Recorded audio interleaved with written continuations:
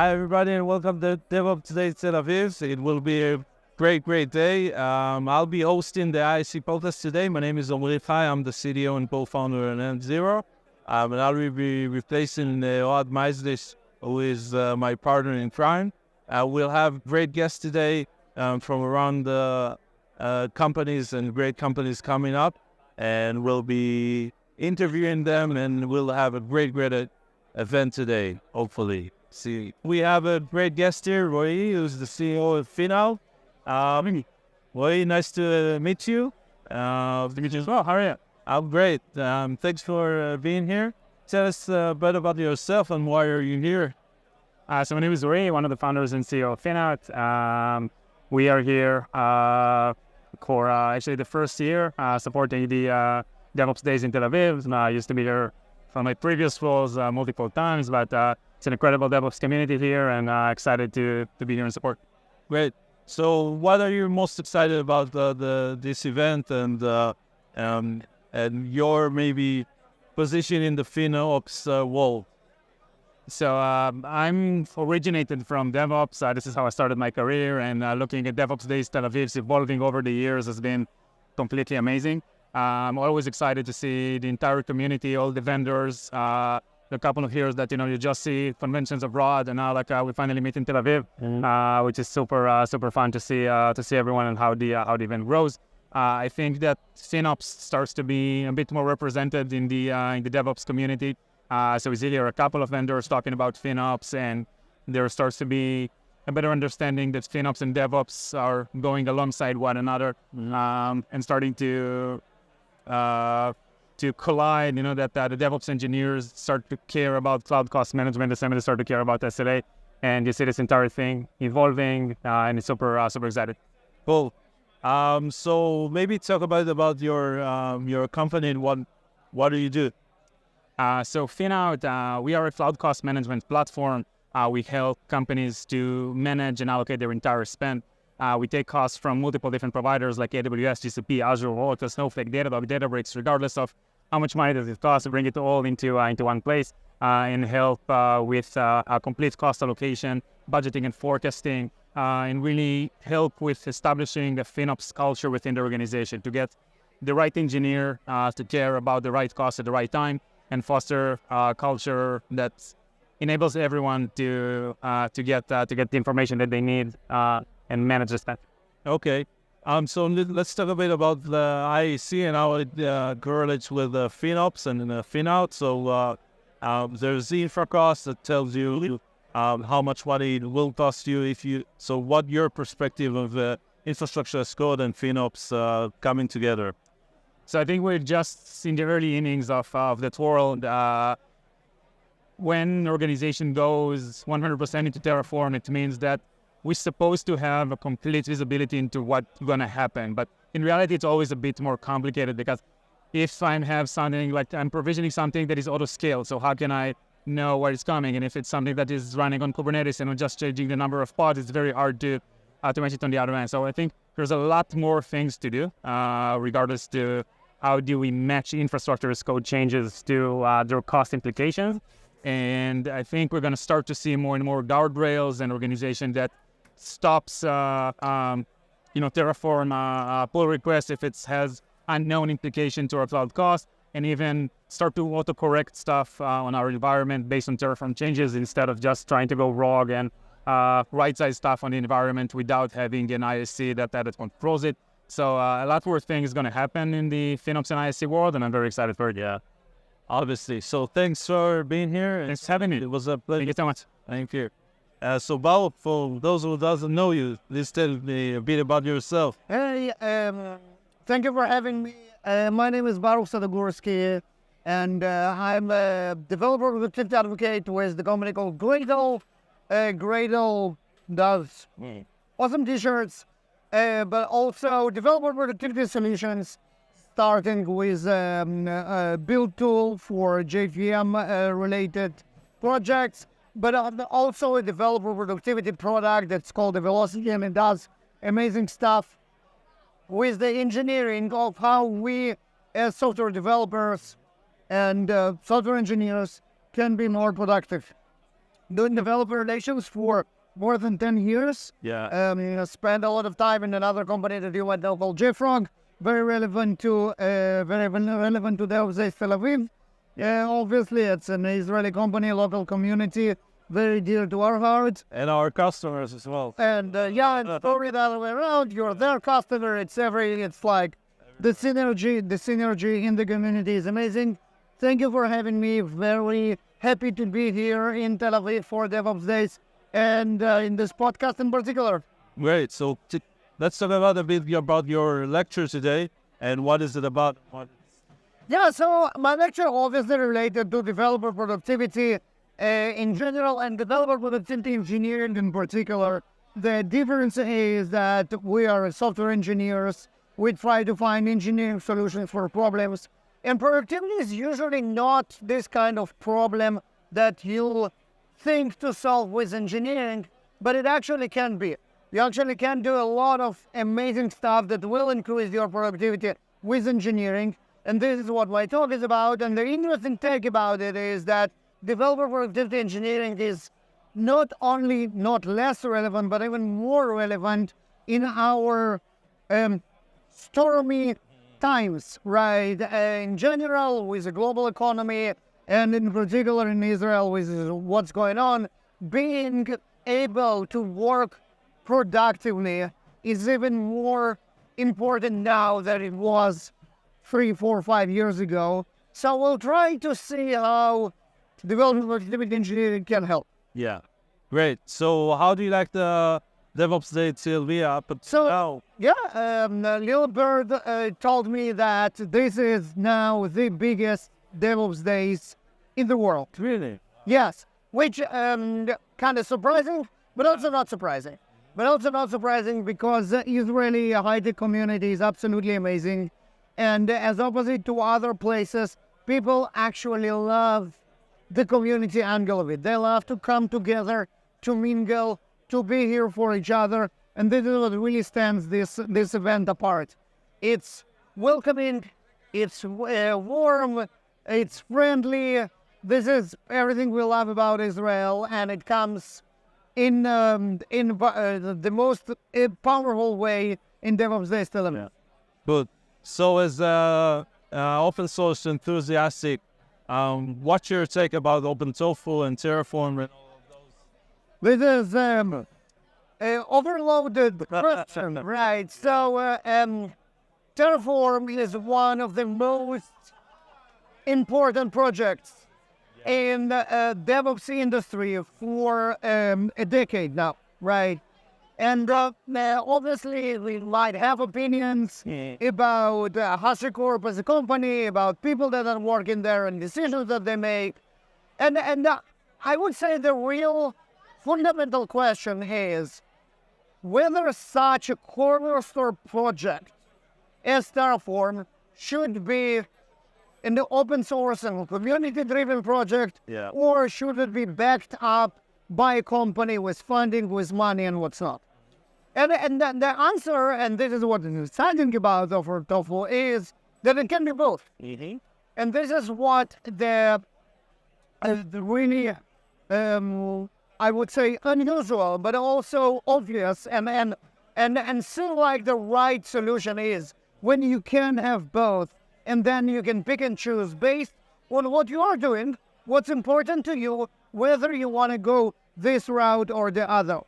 The tricky question is obviously the relationship between the two. Mm-hmm. And this is the $1 million question, and this is where, like, hey, how can we make sure that both are going into one direction, and then people can really choose what is right for them? Yeah. But obviously, regardless, having this initiative, when the community stood up and took it into their own hands, and running the open source with all the power, this is obviously amazing. And this is a great testament of how DevOps community is a strong, vibrant, and credible community to be a part of. Great. So thank you for being. Thank you very much. My pleasure. Thank you. Hey guys, welcome back, and we have another special guest, Avishai. Nice to meet you. Thank you for being here. So maybe talk a bit about yourself. So my name is Avishai. I've been involved in the DevOpsDays conference in Israel since 2013. Before it was actually DevOps Day, so we do the DevOpsCon. We joined the franchise in 2014, and I've been helping organize this event detail about 15 years ago. But I'm still here, still meeting the guys. It's a lot of fun. It's an amazing event. Yeah. So talk about about the event. What is interesting here? What excites you? So for me, always when those events, what's interesting in the hallway track.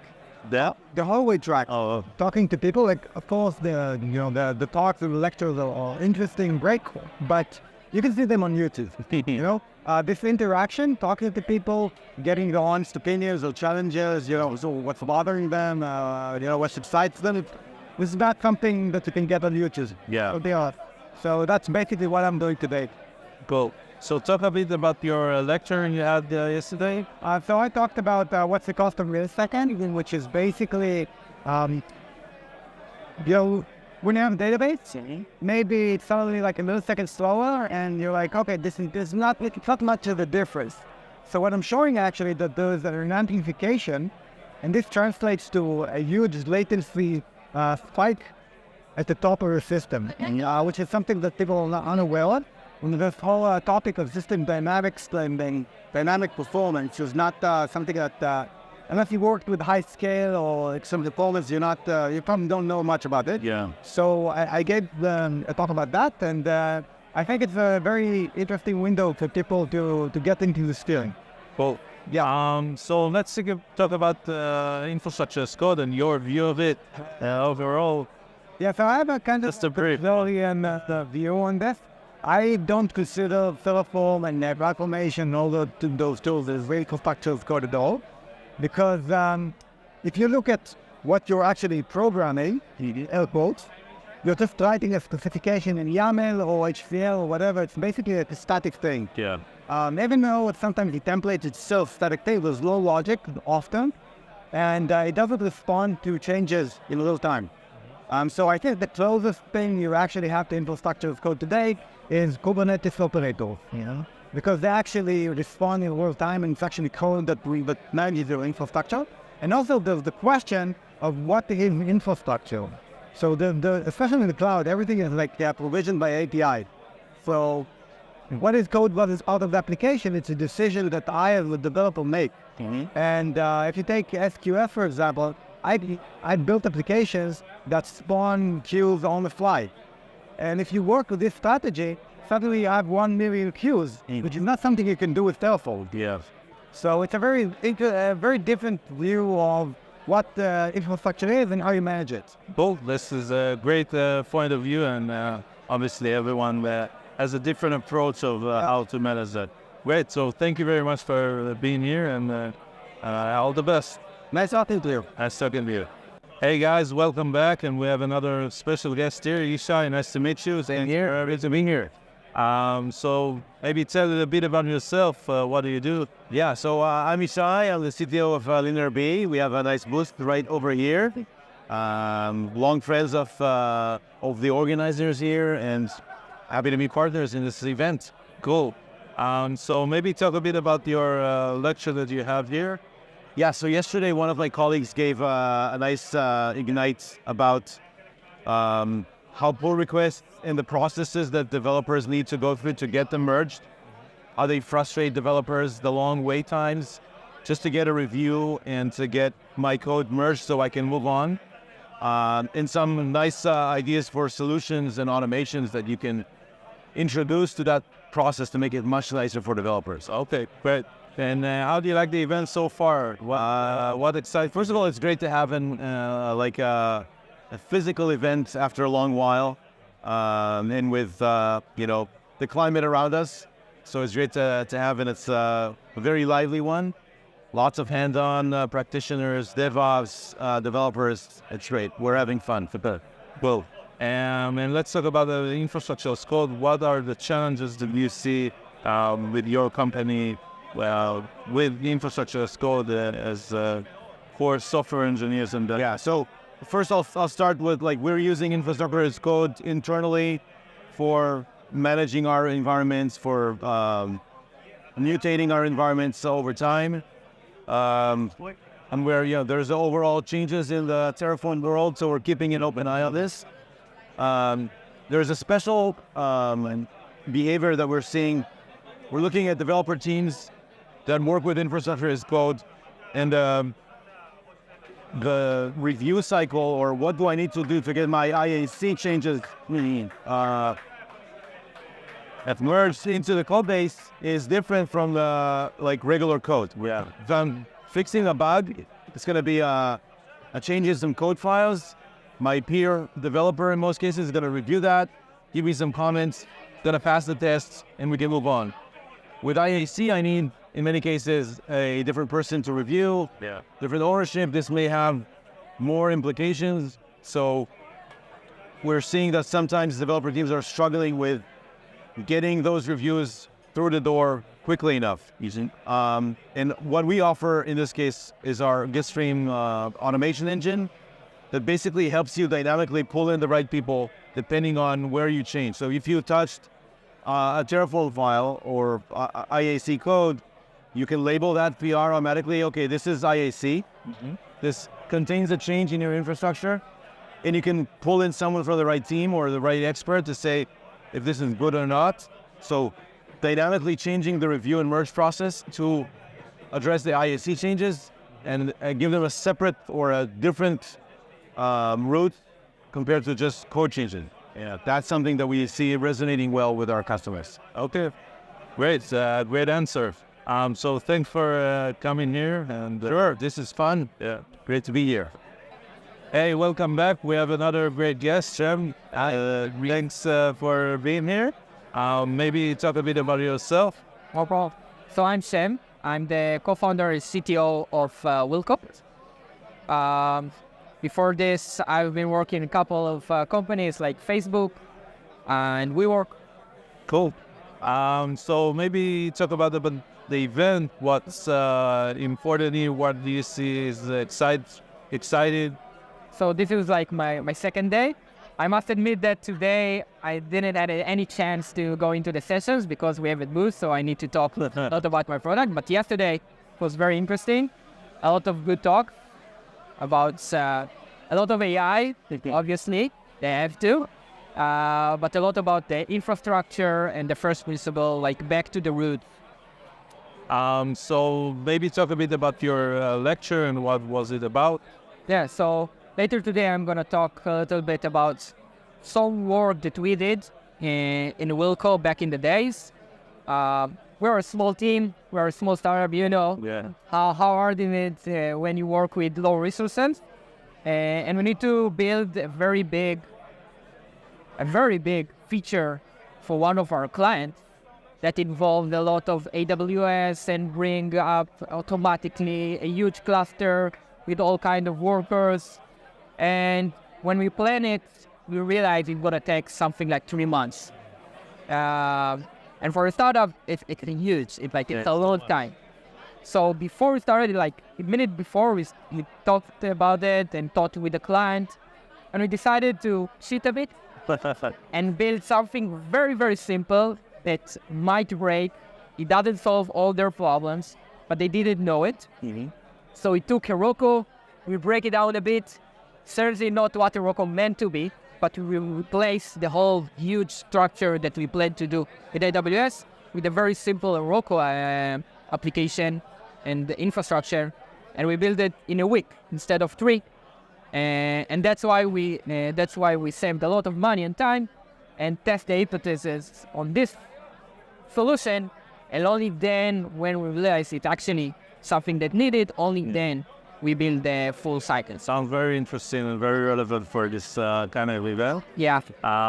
And talk about a bit maybe how do you see education in the infrastructure world, what the go-to guides, and how to start?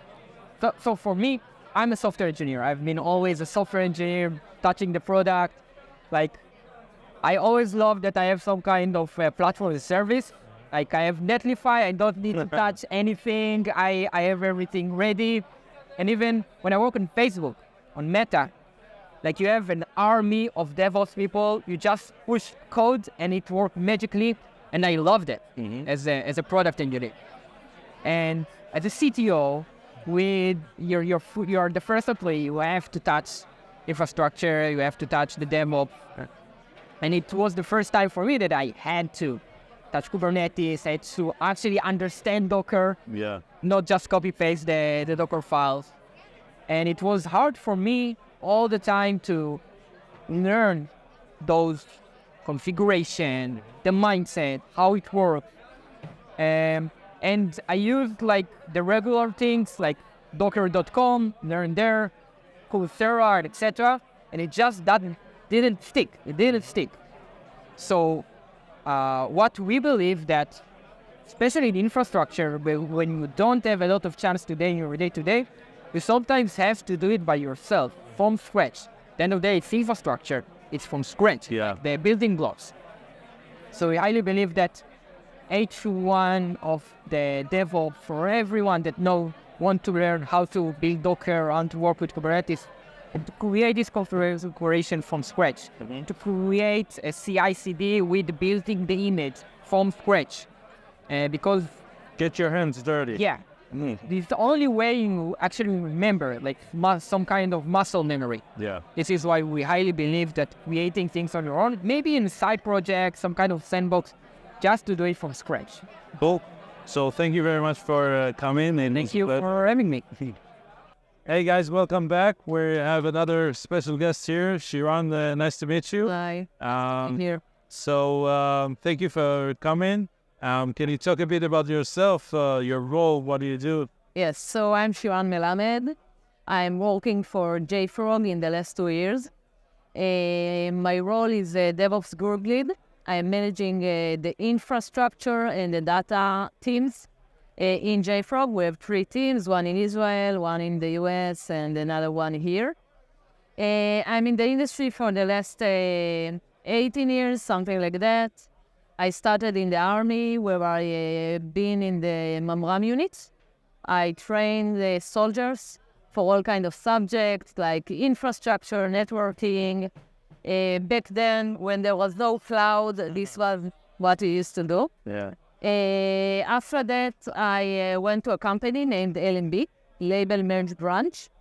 And we did professional services projects about CI, CD, installers, builds, and things that today are mostly in the cloud. So you have like a vast experience around the entire industry. Exactly. And this is how I reached like the DevOps area before it was called DevOps. Great. So tell me about the lecture you had and So I lecture about ransomware disaster recovery, which is very hot topic these days. We don't want someone to attack our organization and we wouldn't know what to do, how to catch it, how to recover from it. So I talked about how we should have all our data in a different location, in a different account, so no one will have access to it. And then it will be like an immutable data that is kept there. And once we will have an attack, we will be able to jump to this location. Taking into consideration things like RPO, RTO, which is also very important for our organization to know what we want to achieve and how we can go there. And I'm sure infrastructure as code made a lot of impact on that as well. So talk about a bit the DevOps Day Tel Aviv. What do you see here? What are you excited about? So I really like the short talks that, bring ideas that you can take later for your organization and try them. I like the majority of companies that you can see and then see many other options that you can use. And I see a lot of talks about platform engineering, which is something that we are also in JFrog very interested in. We have a meetup soon about platform engineering. So this is a very hot subject that we are working on all the time, trying to make our developers very independent. We want to scale our deployments. We want to have, we don't want to be the blockers. We want to be enablers. And this is also something very interesting here. So from your vast majority and experience, how do you see the infrastructure as code world in your eyes? So in JFrog, we are working with the three cloud providers, AWS, GCP, and Azure. And for that, because of that, we choose the Terraform as our infrastructure as code. So we use it in our modules. We have the modules for each resource. And then because we need to manage above 100 clusters, Kubernetes clusters in many regions, we have override files that we use to do the specific configuration of each version. But apart from Terraform, we are seeing many new tools going into the market now.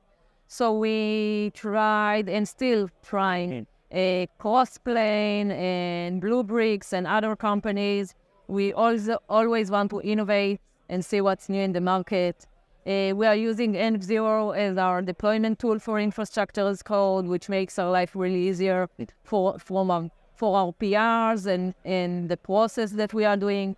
Because we have many developers that is working on Terraform, we have to have those tools in order to do it the best way. Okay, so thanks for coming here, and it was a pleasure having you. Thank you very much.